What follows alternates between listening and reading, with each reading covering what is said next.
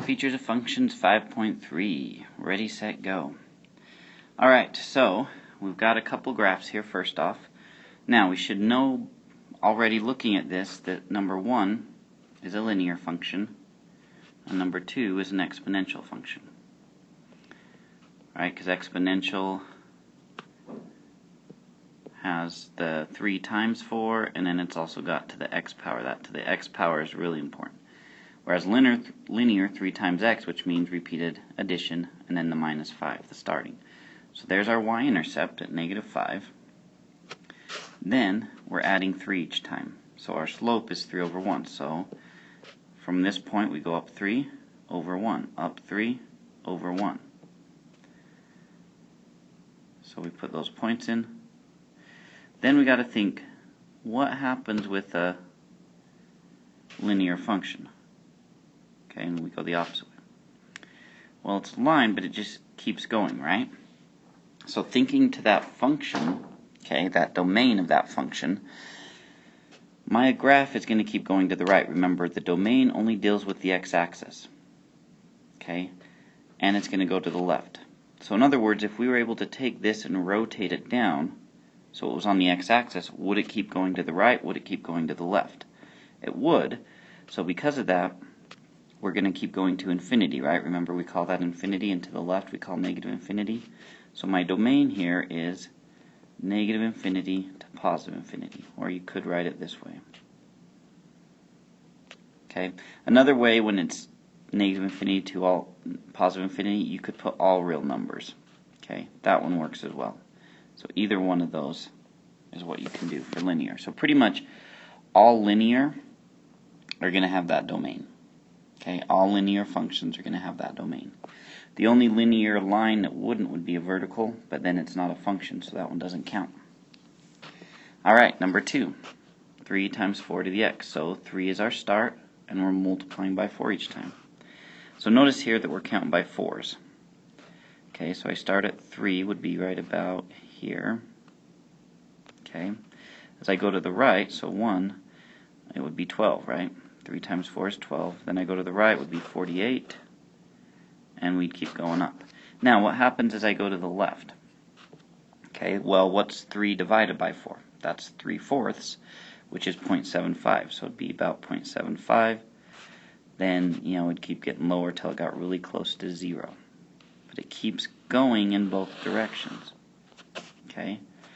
So it keeps going to the left. It never gets to 0, but it's going to keep going to negative infinity. To the right, even though it gets really steep, it's going to go to positive infinity. So the domain of exponential is negative infinity to positive infinity, or all real numbers. Okay, the same thing. So that's true for exponential and linear. Their domains are the same because they're covering each one of those. Alright, so now we're just going to identify some attributes of a function.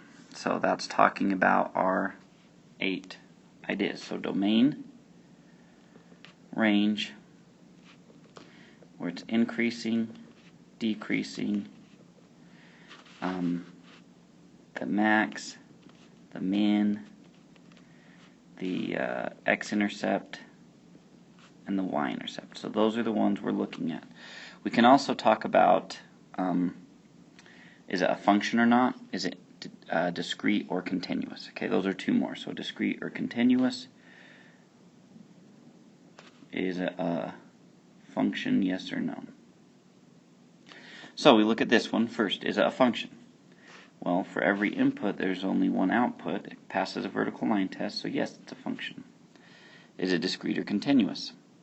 Well, within that piece, it's continuous. So if you're just thinking from, think about domain.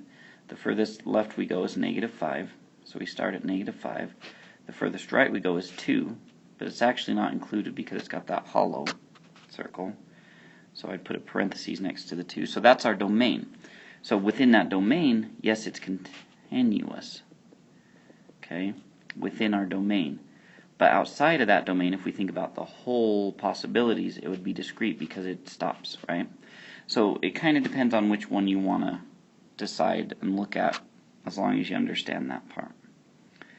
Okay, now the range. So how low do we go? So negative 6 is kind of the boundary, even though it's not part of it. Clear up to positive 5. So negative 6 to positive 5. 5 is included, so we use the bracket. Increasing. We look left to right. Is it ever increasing? No, so never. Or you could put the empty set, which looks like that. Now remember, with domain and range, it's kind of like we're creating a box here, right? So the idea here is that with domain and range, it tells us exactly where everything fits. So it's decreasing the whole way. So decreasing and domain are going to be the same because it's decreasing it the whole time. Now our maximum point is that highest point, right? So right here, which would be negative 5, positive 5.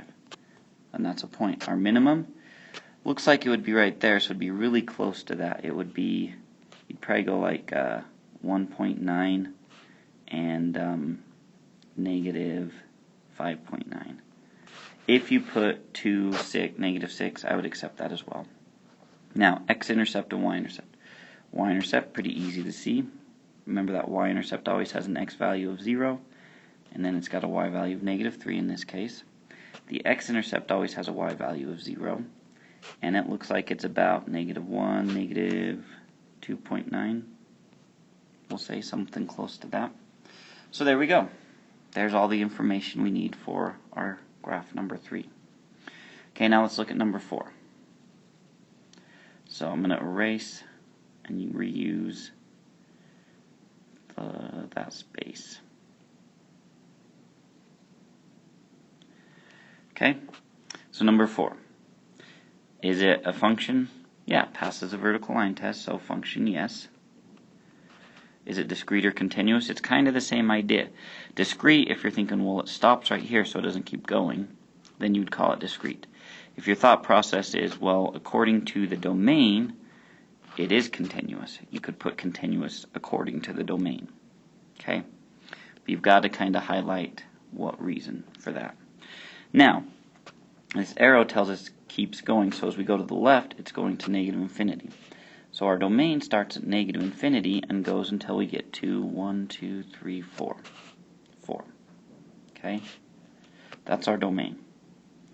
Now our range, we go down to negative 6. It starts at negative 6. Now it looks like it's going to flatten out, but it's still going to keep going up. Okay?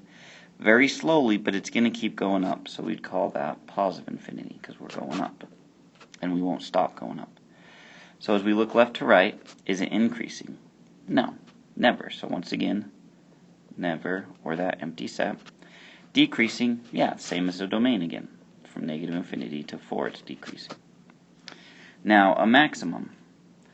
Now, we don't have a maximum here because it's just going to keep going up and up and up and up and up. I don't even have a relative maximum, so there is none. Minimum would basically be almost to that point.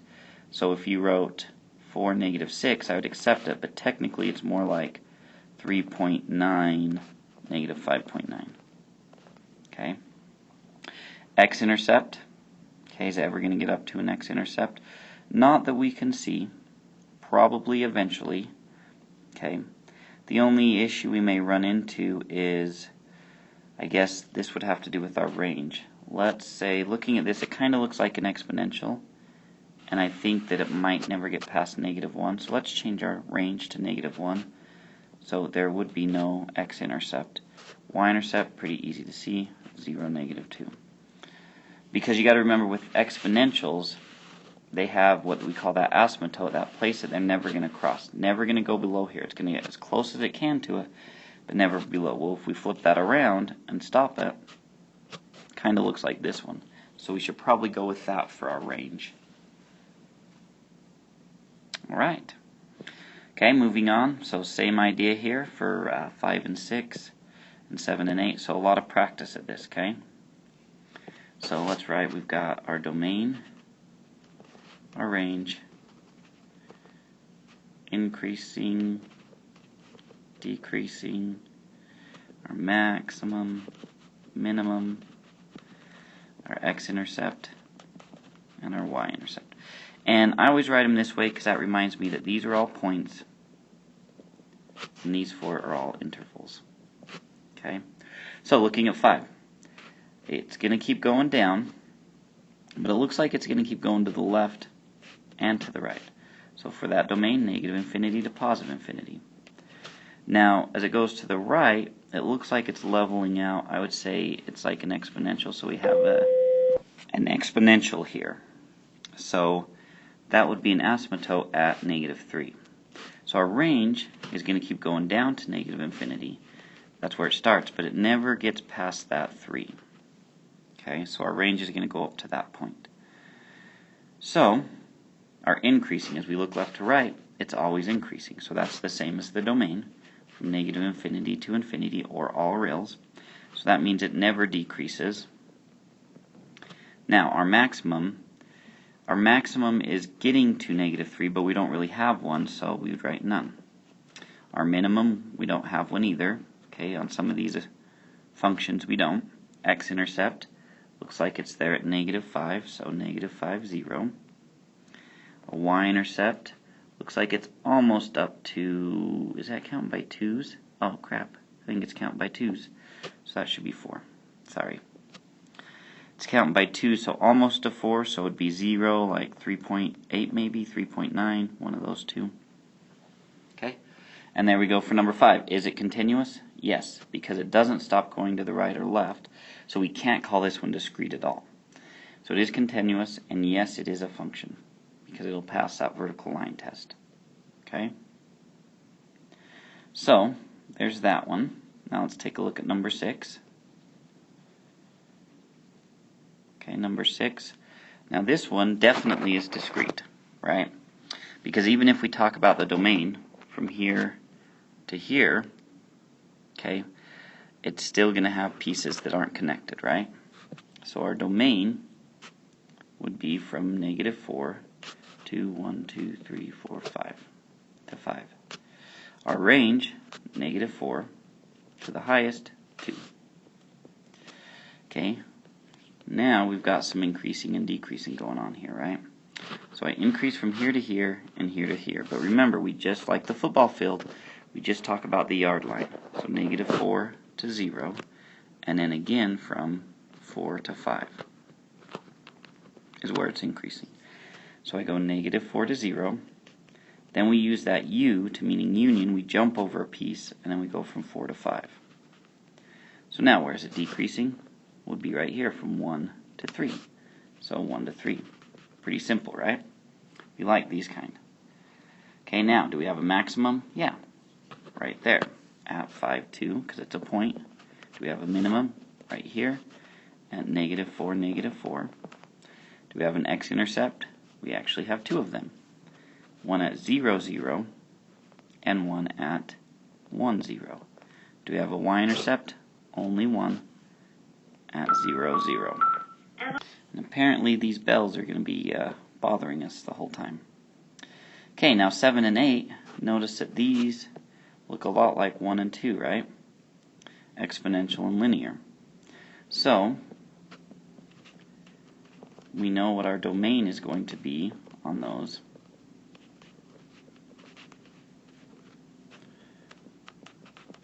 It's going to be the same, right?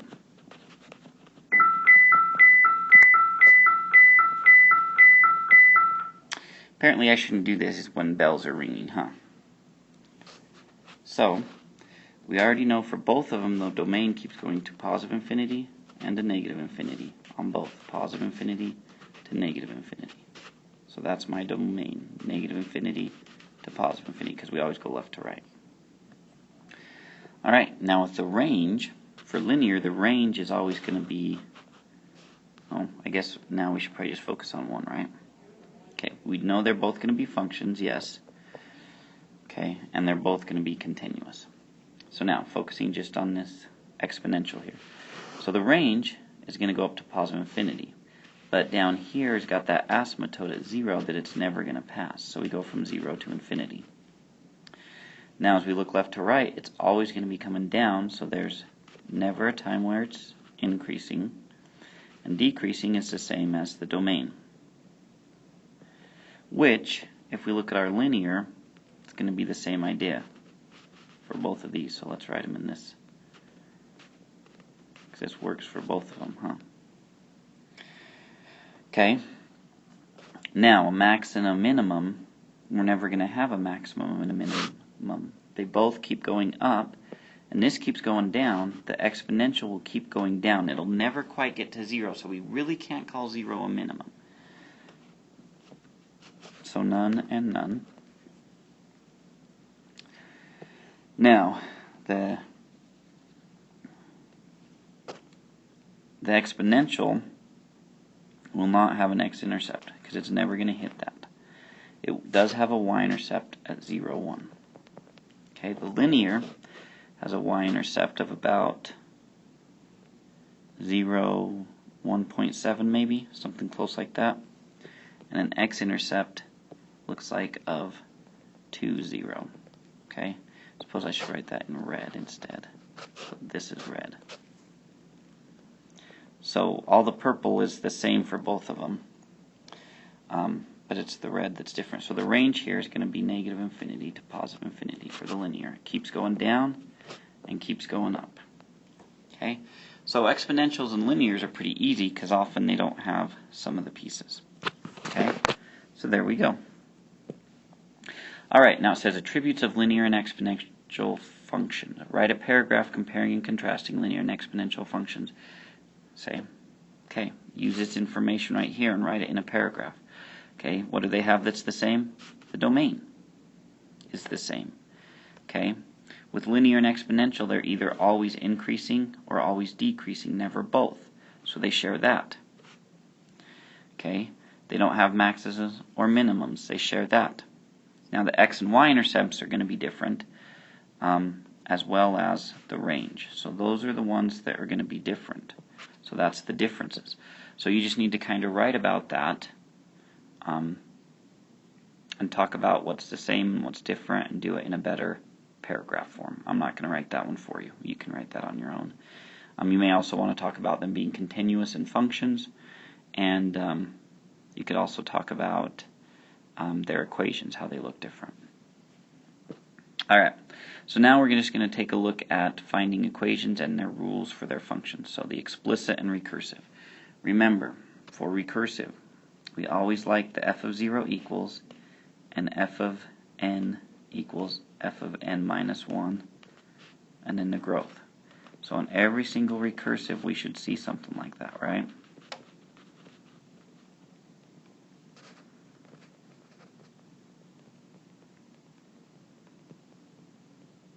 Oops, should probably scoot that one a little over, huh?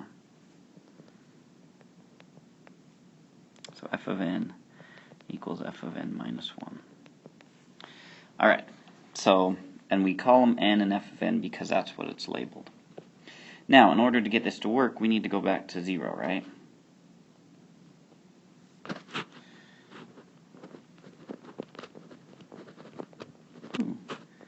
We have to go really far. That's 0. Okay, so 3 to 5 to 7 to 9. Pretty easy to see we're adding 2, which makes it arithmetic and linear, right? So we know our growth is adding 2. Now going backwards, that would make that 1. There's our recursive. Okay, pretty easy. If we look at 11, what about its recursive? 4 to 8 to 16 to 32. We are timesing by 2. So that's exponential, that's geometric. So going backwards, 4 divided by 2 would be 2. 2 divided by 2 would be 1. So it starts out at 1, and we're timesing by 2. Okay, now 12, 25, 3 to 19 to 15 to 11. Looks like we're subtracting 4, aren't we? Oops, not adding 4, subtracting. So we'd subtract 4. Now going back to 1, we would add 4, right? So that would be 27, 31, 35, 39, and then 42.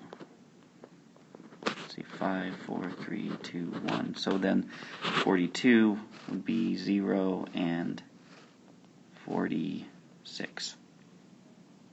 Right? Yeah. Okay, so 46 is where we started out. Now for the explicit, remember we do f of n, because we're doing function notation, equals, what's our starting number?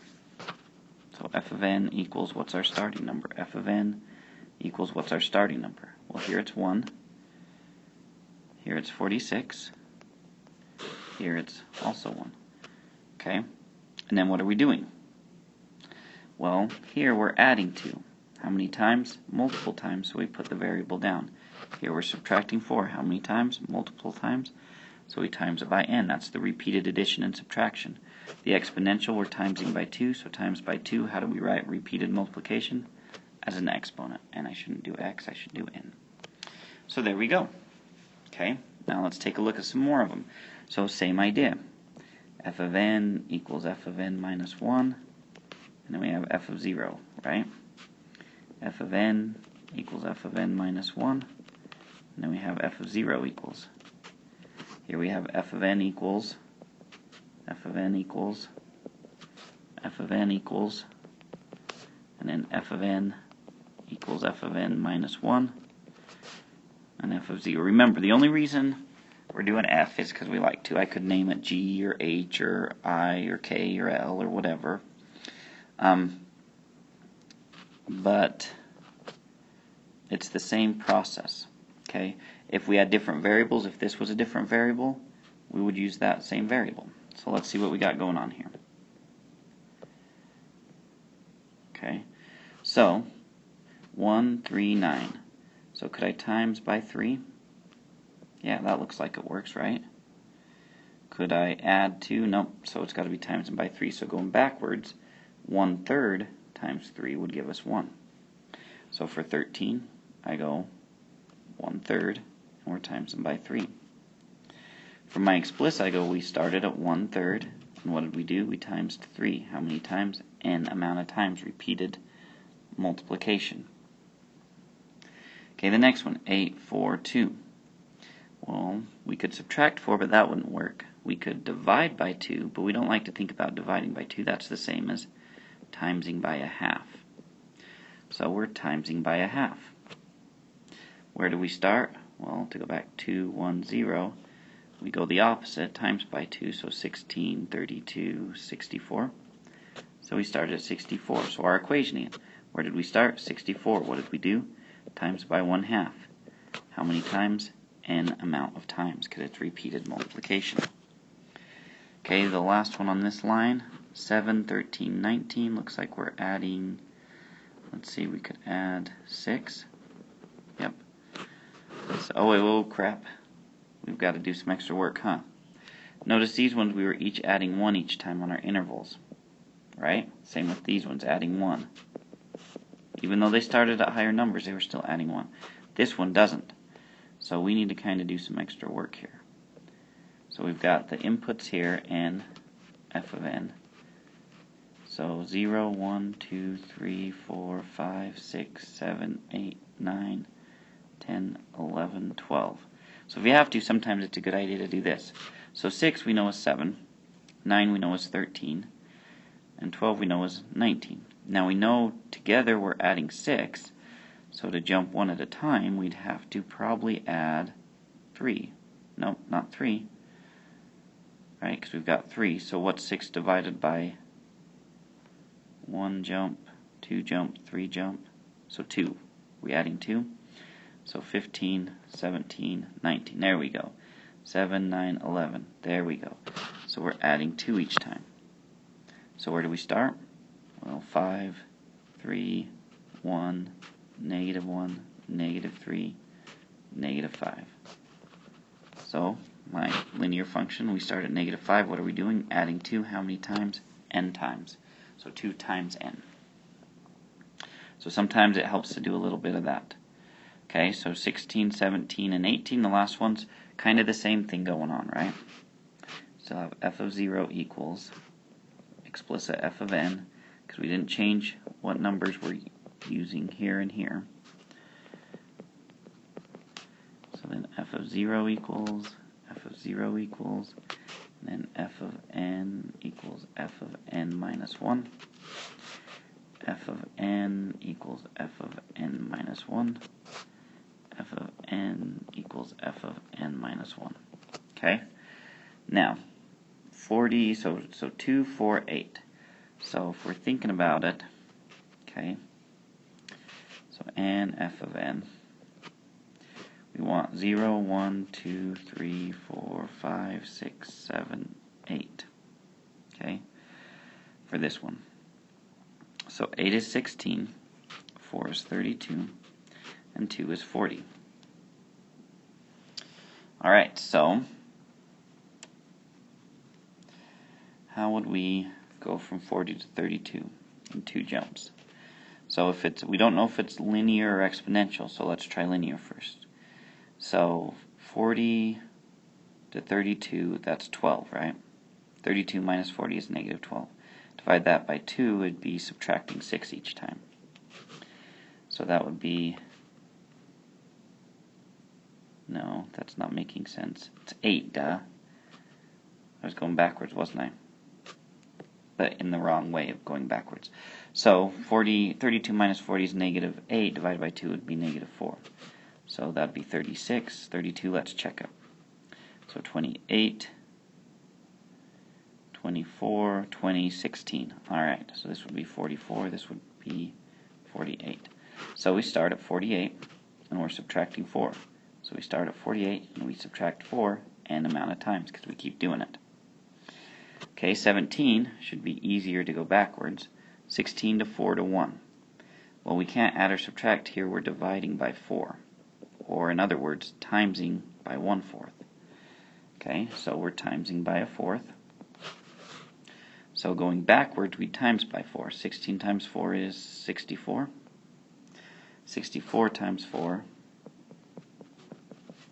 16, 24, 25, 256. So we start at 256, times by 4, we start at 256, times by 1/4 to the n, because we're repeatedly timesing by 1/4. Alright, now number 18, this one's going to be an ugly one, isn't it? Okay, so let me show you another method that we can use to do this in our remaining time. We could write this all out, but that wouldn't make sense in this case, right? So, the idea here is, well, this one is going up by, we're adding 3, and we're adding 5. Okay, this one we're going up by 6, and we're adding 10. So, if I think of this as a slope, it would be the output over the input, so it would be 5 over 3. Is that the same as 10 over 6? Well, yeah, 5 over 3, 10 over 6 can reduce to divide them both by 2, right? And we'd have 5 over 3. Or cross multiply, that's 30, so they're the same. So our slope here is 5/3. For every 3 days, or every 3 thing, we're going up by 5.